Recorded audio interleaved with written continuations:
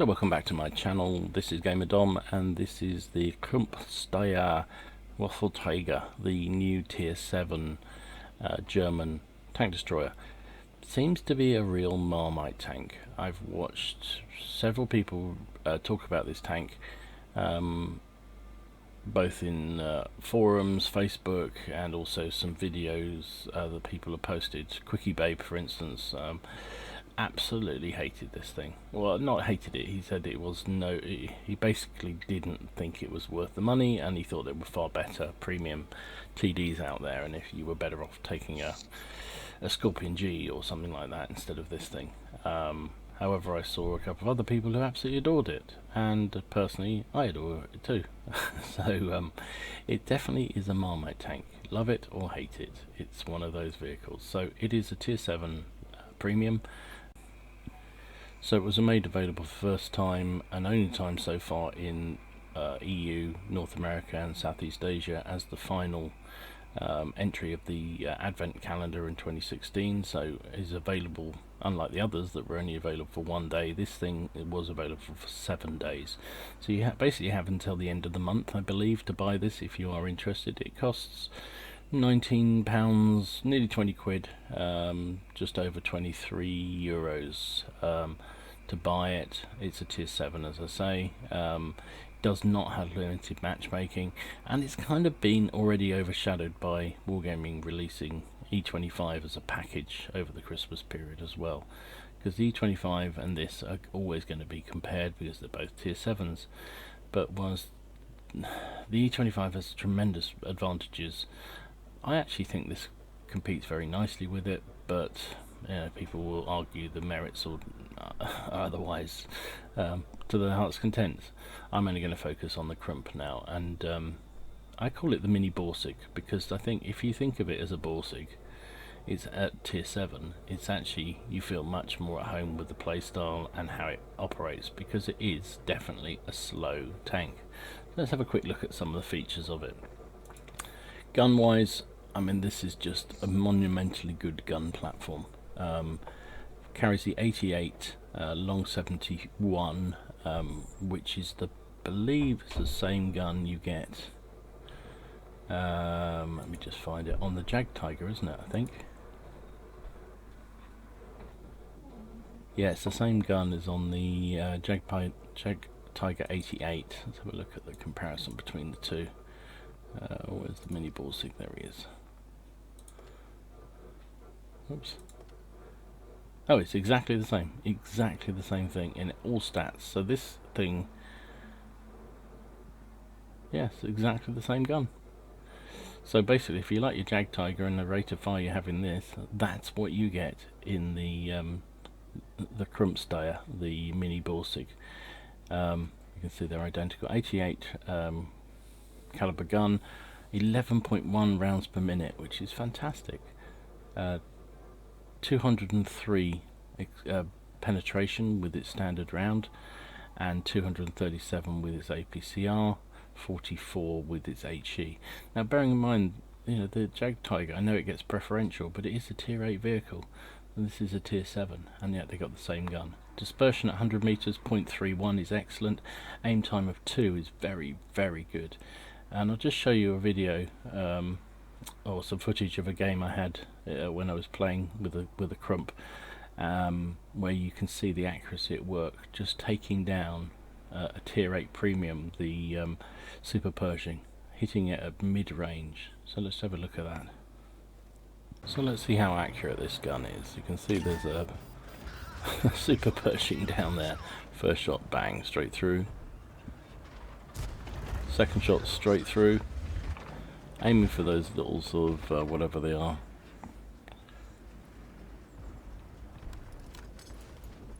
Few things at the top there. Third shot, straight through. So it's 3 out of 3 at long range. We're good distance here. 4 out of 4. Can we finish him off? The way of Wargaming won't let us finish him off, you can guarantee. Anyway, you can see there how accurate this gun is. Mid-range, not really super long range, but mid-range firing, and we're able to snipe the viewport of the of that Super Pershing relatively easily there, and you can see the aim time was fantastic. So anyway, thought you'd love to see that. So other than that, so the gun is outstanding. DPM's okay, 2000. Well, actually, I've got it coloured with this crew, so I'll show you the stats in Tanks GG because it's more more reflective of how most people play. I've got an excellent crew. Problems with this tank are around well, there's two things really. Survivability. It only has 800 hit points, which basically means it only takes typically 2 hits to kill you, and you don't have any armor. 20, 10 and 8 in terms of millimeters of armor means this is just cardboard tank. Seems to be the way a lot of tanks are at the moment in World of Tanks. 0 armor, so lack of hit points, lack of armor makes it very tough to conceal. The other problem is mobility. It only has a 140 horsepower engine, because a power ratio of around about 9 to 10. Means even though it has a top speed of 35 and a traverse speed which is excellent, 40 plus, this thing is slow to get going, and any kind of I find it particularly slopes, any hills or even just sort of little ridges make it, you just lose so much speed. And much like the Scorpion, the American tier 7, which is lightweight tank, if you hit things like trees or even fence posts, it scrubs a lot of your speed off. So mobility is a big challenge in this thing. But I got used to it, and I think again, if you think of it as a Borsig, a mini Borsig, you're going to do better. But where it's fantastic is its camo. It's nearly 40% camo value when you're stationary, which is one of the best in the game. And even a moving Krupp is 25, which is fantastic. So this thing can hide really, really well, and it's very small. Also the view range, base view range is 360. It's I put binos on. With a good crew you can get up to maximum view range, which at tier 7 is also excellent, really, really good. Okay, so let's go on Tanks GG and compare similar sort of vehicles to the Krupp with the Krupp. So I've got the Borsig, which is obviously tier 8, but I consider the Krupp to be a sort of mini version of the Borsig, so I brought that up just, even though it's a different tier, just to have a look at it. The Jagdpanther, the tier 7 German standard TD, the Scorpion, which is the tier 7 American limited edition premium TD, the E25, which is just common as muck now since Wargaming have sold out and started to sell it all over the place, but that's the tier 7 German TD. So DPM wise, actually the Krupp comes last but one behind the Scorpion on that category, 2085 compared to 1900 on the Scorpion. But the E25 is just monumental, ridiculous OP values for DPM. It's 2800. Even the Jagdpanther is 2400, and the Borsig 2600. But then the Borsig has a considerably bigger gun. I'm using the 128 for the Borsig, by the way. Penetration values, however, it stands up pretty well. Look at this, 203. 200 on the Jagdpanther, so that's 3 more millimeters. The Scorpion is better, 219, and the E25 really sucks with penetration, 150. But it's basically, the E25 is all about volume of fire rather than penetrations. Damage 240 is the same as the Scorpion, but less than the Jagdpanther, more than the E25, obviously less than the tier 8. Module damage, it does it's sort of in the middle of the pack again. It matches up very well with the Scorpion on that. Rate of fire 8.69 rounds per minute, is actually second fastest to the E25. E25 has that ridiculous rate of fire, but the Krupp has a very, very good one. It's quicker than both the Scorpion and the Jagdpanther, which is very, very good. Reload time of 6.9 is also second only to the E25. So again, very, very good gun. 88 millimeters. Shell velocity is also interesting, the fastest of all the variants here. And that's actually really useful, because you say, well, what does shell velocity mean and what does it matter? Well, basically it's the speed the shell flies through the air. So when you click that button, if you have a very slow shell velocity, the shell will actually loop, or you need to aim considerably further ahead of a target that's running. Whereas if it has faster shell velocity, the shell gets there much quicker. Almost instantaneous in some cases. So 1000 shell velocity, so it's 1000 meters per second, is very, very quick indeed, which is good. Ammo capacity is also second highest to the E25, so again, very, very positive. Aim time, the Krupp has the equal second best here, 1.82 seconds. Oh, sorry, it has not. It has the third. So 1.8 seconds, which is the same as the Scorpion. The Jag Panther has 1.63 and the E25 1.44.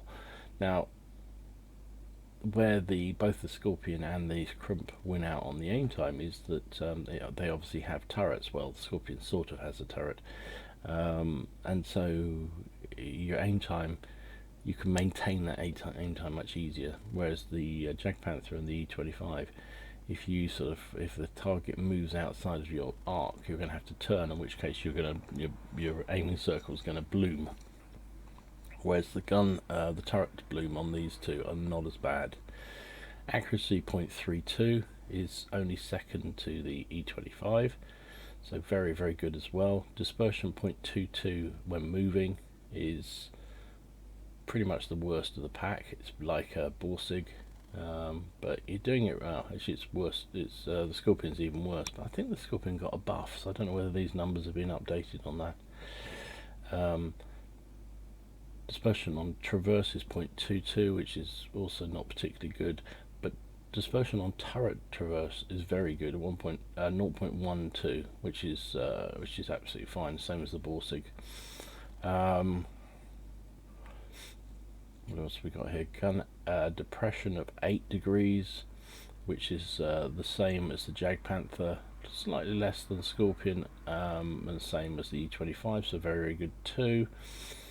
Now, movement's the bit that's interesting for me, because this is where the Krupp falls down for me. 35 kph speed, which is in theory the same as the Borsig. Well, it is the same as the Borsig, but it's well down on the other three in this that I'm comparing. But also the biggest problem is its power to weight ratio. 10.2 is, well, it's nearly three times slower than the Scorpion, which is just extraordinary. And even the Jag Panther, it's 15.3, so it's half again faster. But it is, as why I compare it, that's why I call it the Mini-Borsig, it's actually very similar to the Borsig. Borsig is actually slower at accelerating. Now, it is a bigger tank, but it has a bigger engine. So yeah, they're actually very, very similar. Ground resistance is 0.96 is actually better than the other three. Only the Borsig is better, which is surprising, because actually, when I'm using my Krupp, I find if I can keep to a road or a flat surface, this actually is pretty reasonable. It's only when you start going up hills or into difficult terrain that that it slows down drastically. Medium terrain resistance of 1.05, which again is actually better than all the other categories, but they have more speed to scrub off. He doesn't. Terrain resistance soft ground 2.01, same as the Borsig again. So all these values are very similar to the Borsig, which is why I love the Borsig, and I think movement wise this thing is just like a mini Borsig. That's definitely the case. Now, where it wins out considerably is turret traverse. 28.16 is actually very good. The Borsig is a very tardy 18.77, and the Scorpion 12.51. Don't know why the other two have turret traverses, because they don't have turrets. There you go.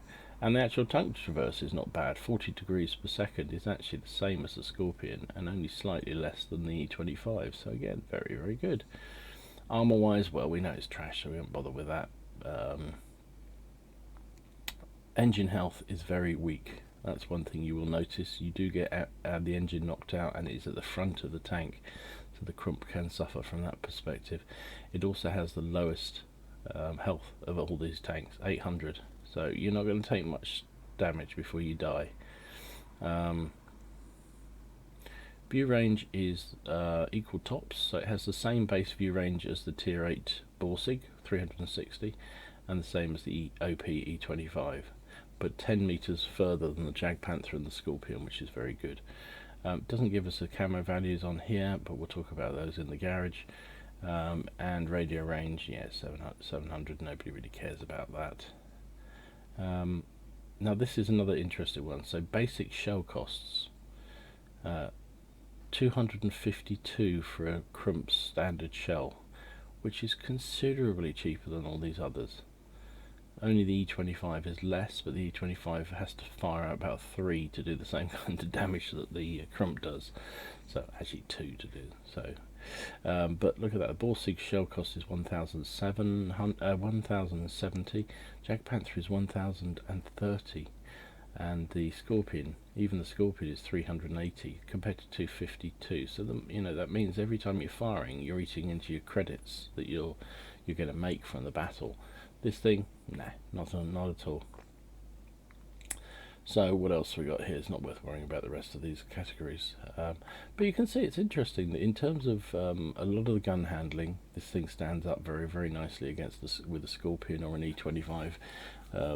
When it comes to movement, the Krupp is very akin to the Borsig, and I think if you drive the Borsig, you'll be very familiar with the sort of the speed that it has, and it has a very similar style of play. However, it has a smaller gun and it's a tier lower. So laughingly, let's have a look at the armor values of the Krupp. Well, there aren't any.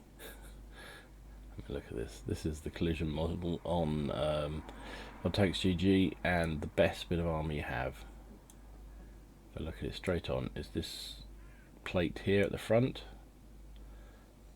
which is 20 millimeters, and around the gun, 20 millimeters. The gun itself, 20 millimeters. It's just crazy. So even if you angle at 21, this will not stop anything. The top of just above the upper plate is 10. These little sticky out bits here, 15. The side of the turret's 10. So if about the best you can get is around about here. If you angled like this, it's 26. You ain't gonna stop anything in this thing. 10 all the way around, 10, and the rear 8. So yeah, good luck. You're not going to stop a shot with this thing, you really aren't. 25 if you shot it through the tracks. So forget armor, just doesn't have it. So I'll show you the very first game I had in the Krupp, and my immediate reaction to it, which I think will be the reaction of most people's, which was mainly around how great the gun was and how flipping slow the thing was, because it took me a little while to learn how to play it. So I'll show you that game. I'll also show you another game which I had, which was a monumentally good game, and actually again reflects what you can do in this vehicle. I'm absolutely loving it. I played 21 games now, and I think I've got the feel of it. I think it's a good tank, but it will not suit everybody. If you don't like camping, you don't like being a TD, by definition most TDs are campers. Anyway, it's a really tough tank to get used to because of that lack of acceleration and lack of mobility, and lack of ability to climb up any substantial terrain.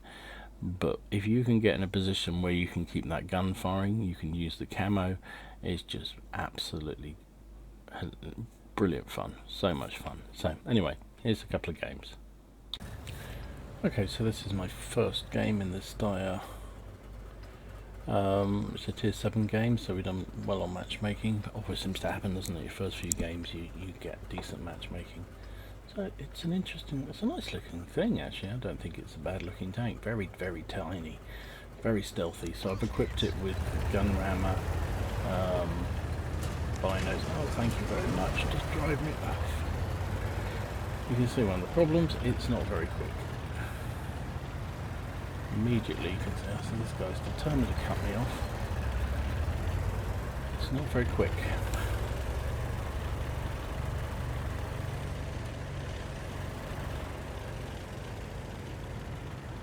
Oh, another one to run into me. Oh, jeez. Okay, so we're slow.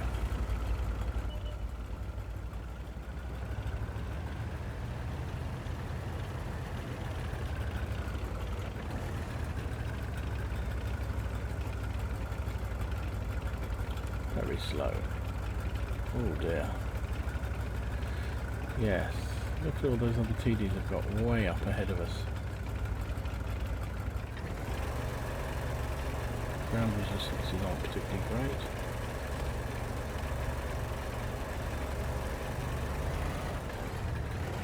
We've finally got here, and the enemy have already lost one of their tanks that we were hoping to have a poach at. So let's see what we can do here though. This is what we're here to do. This is the main reason for having this sort of tank. That's assuming we get a target to fire out, of course. Someone's an E25 and think it's a super tank.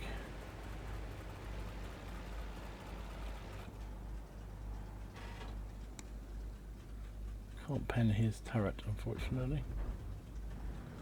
I don't know why anyone's bothering to fire at the... Come on, stick your head up a little bit higher, matey. A little bit higher, if you would. No point me firing at him at all.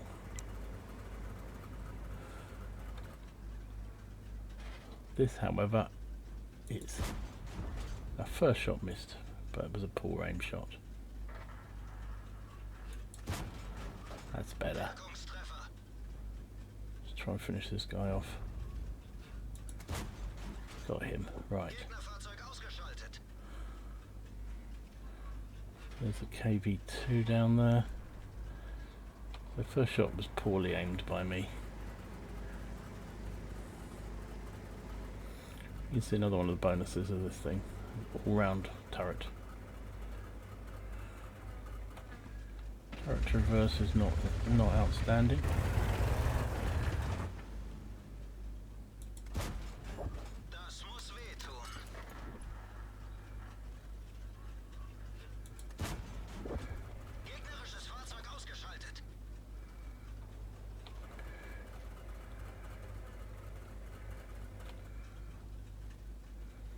Can we get a shot on that KV? No, appears not.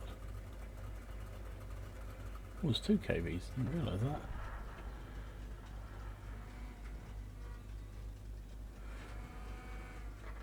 Turret traverse is pretty strong.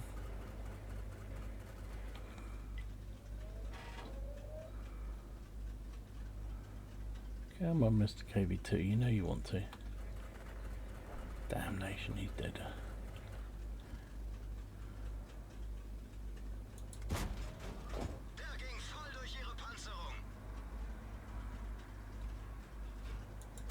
Reload's pretty good. Can we get a final kill shot before he disappears? Somebody else did. Good. So the turret rotates pretty quickly, which is good because everything else on this tank is pretty slow. Try and get around here, see if we can get a shot on. Had a momentary shot there and lost it.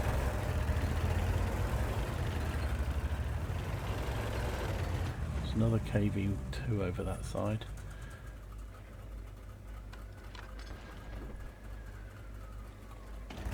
Okay, so we're going to have to go balls deep, I think. Oh, they're out to get me. Yes, they're here. There's the fuzz. So speed is a problem. Speed is a problem for me.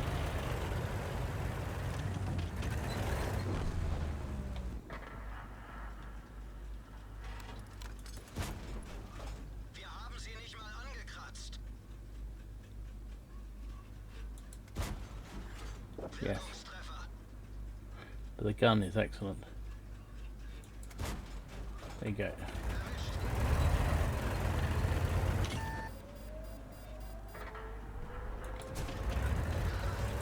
He's down.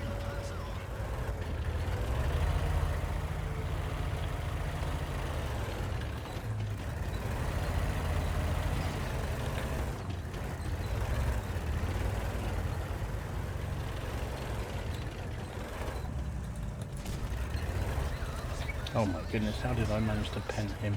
Not pen him.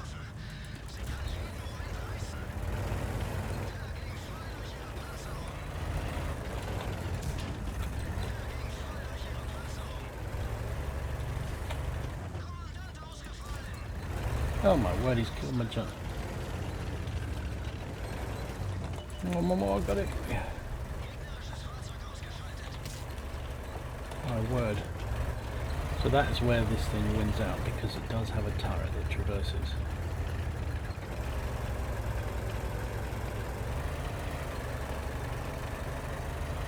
Its speed is god awful. Still, speed of bullet maybe is what matters. Ah, okay. Never saw him coming. Never saw him coming.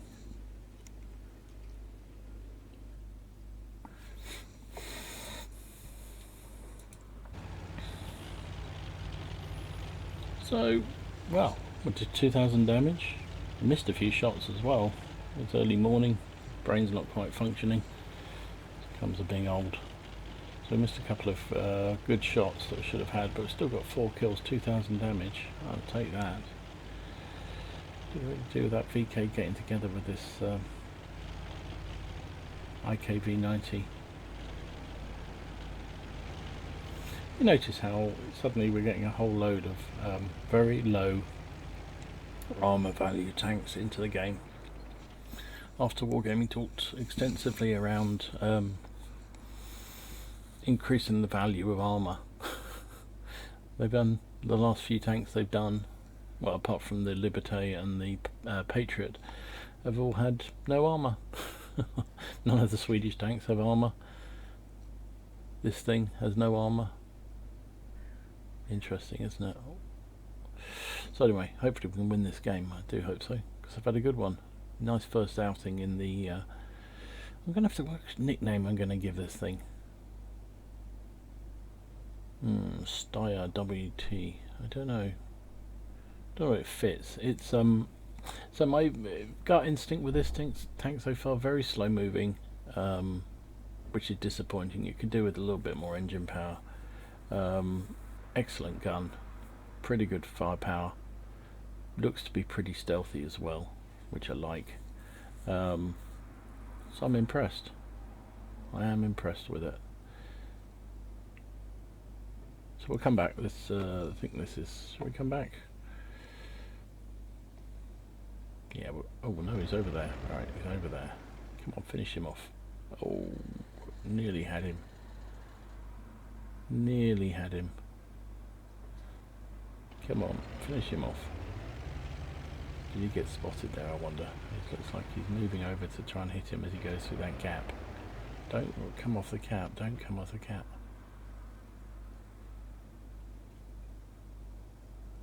There he is.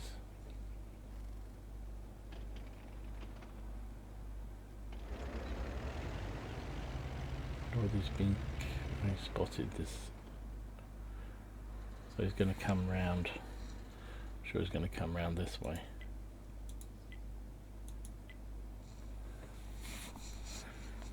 Would be my bet. But he's got one go at it.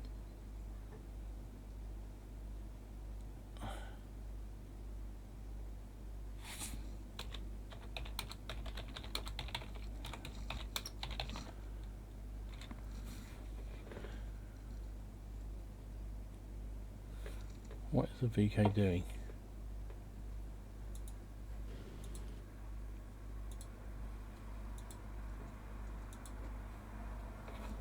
Where is the VK anyway? Okay, he's just died. Wow. So the guy's going to have a go for it. He's playing well, this this VK on the enemy team. He's playing very, very nicely indeed.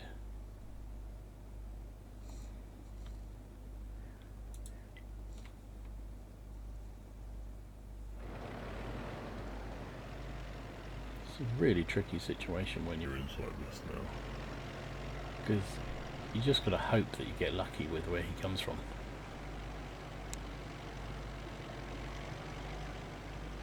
Just got to hope. That's a better position, I think.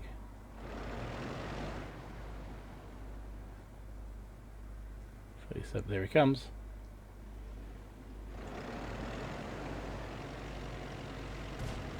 Oh no, he's resetting. Fire, fire, fire, fire. Ram, ram, ram. Yes, good job.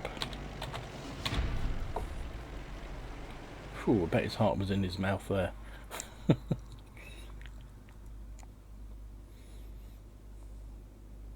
Oh Christ, how many boxes do we get there? So we got first class, we got a fire for effect, we got a fighter, sharpshooter, bruiser, tank sniper, high caliber. Finish top of the team, 2,188 damage, 4 kills, 902 base XP, 16 shots fired, 15 of them hit. So look at the accuracy, 12 of them penned as well, so good pen on that gun, really good pen. 2,000, so basically 1,000 was over, so half of the shooting was over 1,000, over 300 meters. We took 3 hits, they all penned well. Yeah, we got no armor. We got a bit of splash as well. 67,000, sorry, 69,000 credits, best part of. Even with rebuild costs, still made 52,500, which is not bad for a tier 7. And we got 1,353 experience. I thought it was a ×5 today. Okay, never mind. Nearly 3,000 credits with the bonuses and everything else, so very nice. So, oops, get rid of all these boxes. Crikey, look at all these boxes. Anyway, so this thing, I'm disappointed by its speed, excited by the gun, is how I would describe this.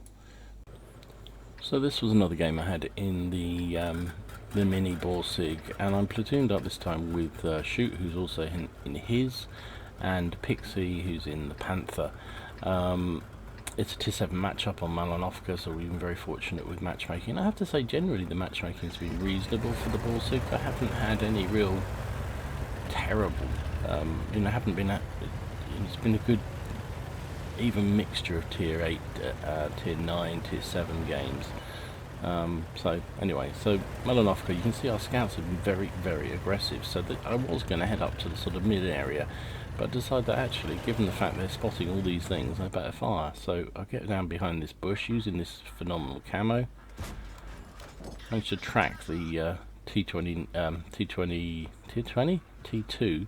but just unfortunately he just turned towards me just as I fired, trying to put a shot through that window. Should have saved it for the Black Prince because he was a more easy target to pen. So it's 3 shots out of 3 so far, so much for the accuracy, but it is very long range and chances of hitting are pretty slim. Fire a speculative shot there, and really I can do this all day because there's no way they're going to be able to see me from here, not unless they've got a scout very far advanced down the middle there. Oh, there's the T29. First shot, bang, first scoring shot. Will I reload in time before the next, get another shot at him? Oh, that one dipped. Oh, that was a bit unfortunate. That was a shame.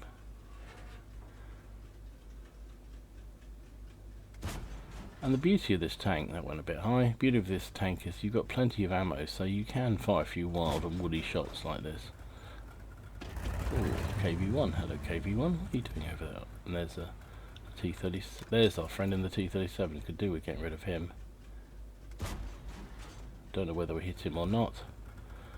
So it's a fairly quiet start to the game, but you can see I'm well back from the bush, so I should be, with my camo, I should be safe. Don't know what the Panzer 38 NA was thinking about there, but I'll happily take off half his health.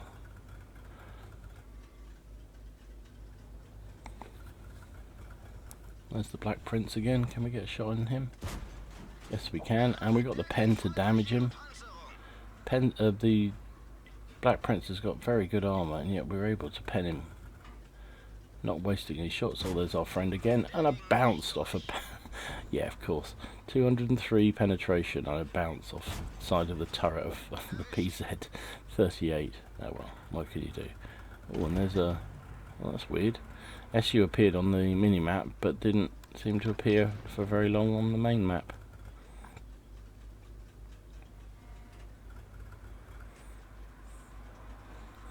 T29 seems to be hiding behind the bush, and we've got a very, very static game. You can see only our IS has gone right the way up and over the hill. Doesn't look like the enemy have contested the hill at all. Pixie's sort of in the mid area trying to support the IS. And me and Shoot down here just trying to pick off targets, really. Pretty much nothing else has moved. Hellcat's very advanced. Very advanced indeed. Really I'm here because I want to try and... I know that there's a T-37 up there on the... Oh, there's another T-37. No, it's the same guy. Oh no, there's two T-37. There's another one up there. Right, so I know that I can see on the minimap that the T-37 I thought was where that that F7 has now moved, so I can then... Oh, bounced off the turret of the T-29. So unfair. So I'm basically thinking about moving forward here. No chance of penning a T-29 through the window when his gun pointing at me. Front of their turret's like titanium. So I decided I'm going to move forward because I really want to move that SU-152, and I know that he's lost his scout that was supporting him there. So I'm going to move forward and use these bushes down here, and you can see I can do this, and such as the camo, I should be able to get quite a long way down without being spotted. So let's get up to here. That'll do for the moment. Pop a little bit further because I need the gun depression. I've actually popped out the front of the bush. That was not very sensible. See, my front was showing, and there's the SU. Now he can make a right mess of my tank, but is he going to come round? Oh, come on, make my day. Look at that accuracy. Look at that. Oh, and there's a comet. He's not looking at me. Can we track him and hit him? Yes, we can. Nicely done. Right. Oh, he's repaired. And it looked like Shoot hit him, or I'm not sure who else hit him, but somebody else from the platoon hit him. So that's good. So it's 6-all still. It's very tight. You can see our IS is about to come into real problems because he's up against... yeah, he's just died against the SU, the Dicker Max, and also artillery. Not great combination. So we're actually now losing 7-6. Our Hellcat unfortunately got spotted and taken down. So we've got nothing much now at the base of any consequence. There's me, but 3 of us are alive, and I've come up here to try and make sure I get view range. Our IS is ranting. Well, you know, if you want to run off on your own, then what do you expect? Now, how did that miss? So you missed that. I hit that SU with a ridiculous shot at long range, and then an easier shot on the KV, slower moving. I managed to do nothing. Anyway, the scout's taken down. He was probably more dangerous to us. Oh, look at that.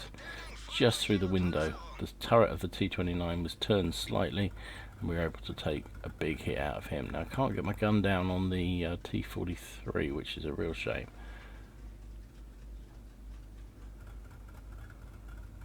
But you can see here, I'm sitting here, I'm on the edge of the view range of that T-43, and there's no way he's going to spot me. No way at all. A bit nervous about Cromwell, so I'm turning here to try and get a better gun depression, because the gun depression off the back is slightly better than off the front. Now, is he going to oblige by coming out? Shell drop low, even if that was on target. Oh, he's back there again. He's teasing me, teasing me. It's a real stalemate game, this one.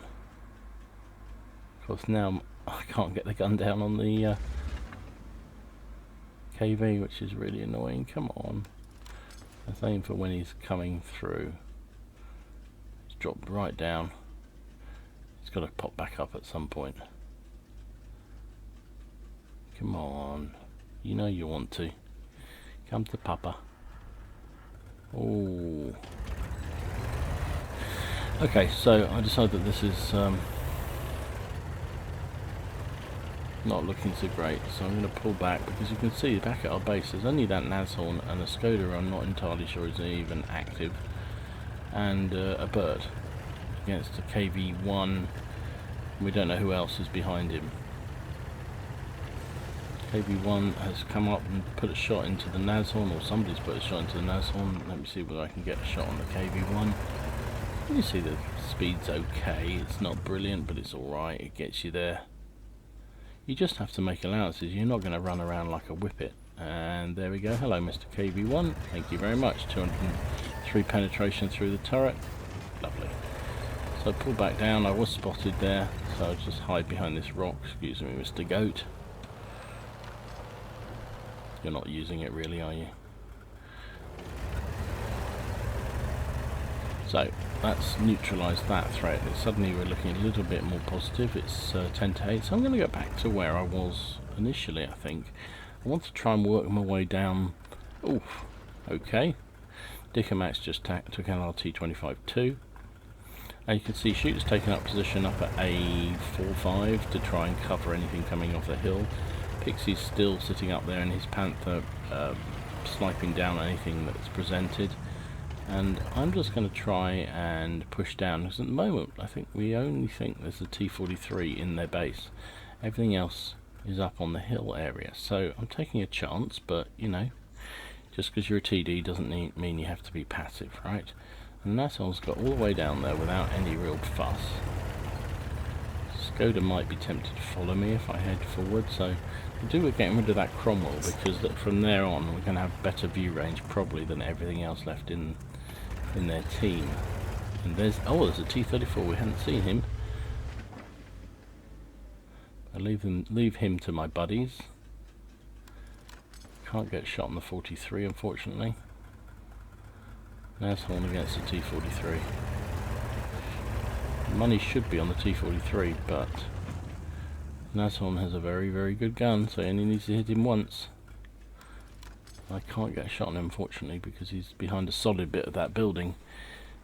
If he was a bit further back there'd be the windows, but there isn't at the moment. So Nashorn got hit and it's pulled back. So I'm going to push forward again. I'm trying to find this Cromwell. I need to find this Cromwell. There he is. There's the Cromwell. Can we get a little snipey shot over the top there? Oh yes we can. Accuracy of this gun, monumental. And I'm pretty sure that all their TDs are up further up, so I'm safe now. Shoot takes down the T-34, so that means we have the T-43 in the cap, in the base, and 2 TDs left. And there goes the T-43, so that's good. So this is turning into a game over scenario. But that said, the Dickermax could pretty much kill me. Oh no, 2 shots to kill me probably, the Dickermax. The SU, near as damn it, could one-shot me. Certainly could do a lot of damage to me. But we have got plenty of tanks now. It's 13 plays 9. I've done 1700 damage. Spotted a fair bit too, I would imagine. So this is where you struggle in this thing. This is where it's so similar to the Borsig. Trying to move across difficult terrain, go up a hill. You see my speeds dropping to 14, 15. On the flat it's not too bad. There we go, coming down that little bit of a slope, we're up to 30, 34. and then the moment we hit a bit more of a slope here, we drop back down again. And this is just so like the Borsig. There's the Dicamax. Oh, there's the Sue. Is he making a run for it? He looks like he is. Look at that. And that is the shell velocity at work, because I didn't have to aim very far ahead of that tank and it hit it virtually straight away. So I got spotted for that, but it looks like they're in the business of running. Oh, and the Bert took out the Sue, so that's good. Because also I'll probably get assistance for that. And where's the Dicamax going? Can we get a final kill on him?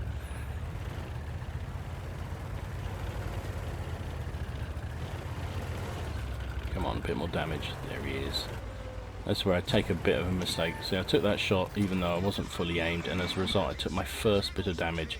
But I'll know I'll reload before he does, and sure enough I take him down. GG, really fun game. So actually that turned out to be an ace tanker game for me. We've got spotter, bruiser, fighter, fire for effect, and patrol duty. And look at all the assistance I did here. That's really why it moved from being just a good game to an excellent game.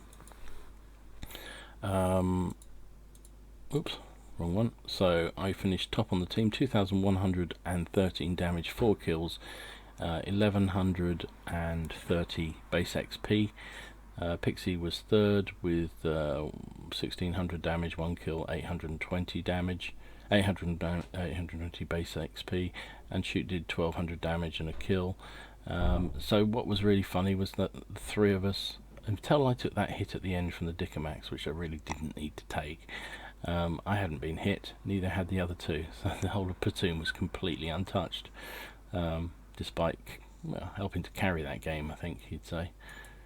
Finished up fine, 28 shots, hit with 16 of them and penned with 12 for that 2,000 damage. Took one hit in return and it penned us, but that was that Dicamax hit at the end that I didn't need to take. And we did 1,200 assistance damage and spotted 2 vehicles. 77,000 credits after costs, of which there weren't many. 67,500 profit, which is very, very nice indeed for a tier 7. Would have been 42 with a non-premium account. And experience wise, with being in a platoon and a premium vehicle, gave me 2,119 experience. This was part of a sequence of I think about 10 games we played. Me and Shoot and Pixie played in the we took out the Krupp every time, and it was just great fun, monumental fun to play, especially in the platoon and with Pixie, and most of the time he was playing light tanks, which was a really good accompaniment to this. So anyway, that's that game. So as you can see, the Krupp, or the Mini-Borsig, has tremendous assets. The gun particularly is just phenomenal, and the camo is brilliant. I haven't even got a particularly heavy camo crew set up here. It's a very good crew, but it hasn't. Camo's been one of the things I've sort of neglected on it, to be honest. So needs to be improved on that department. But you can see even with that, it's phenomenally good at hiding. And if you can keep that gun firing, it's tremendous, absolutely tremendous. But the trade-off is lack of armor, lack of hit points, and lack of mobility. So if you can't handle that, then you probably want to keep away from this vehicle. If that doesn't bother you, and you really like TDs, then this is an outstanding TD in my book. And yes, you can buy the E25 right now, but you've got to buy it in a bundle. And I know how everyone loves bundles. This thing you can at least buy as a standalone tank for just under 20 quid. I think that's not a bad price. I'm not in the business of recommending tanks particularly, because I think they're so personal to everybody. Some people love a tank, some people hate a tank, and none more so than this tank, because I think a number of people who've said they really don't like it, and other people who absolutely adore it. So yeah, it definitely is a Marmite tank in that sense. So anyway, hopefully this was helpful, or it may have just confused you even more. But if it did, and you found it useful, tick the like down below, and if you haven't already done so, subscribe to the channel. It's free and it's easy. And thanks for watching. Enjoy your games. Have fun. Try not to take it too seriously. It is just a game after all. And I'll see you again soon. Gamer Dom, out.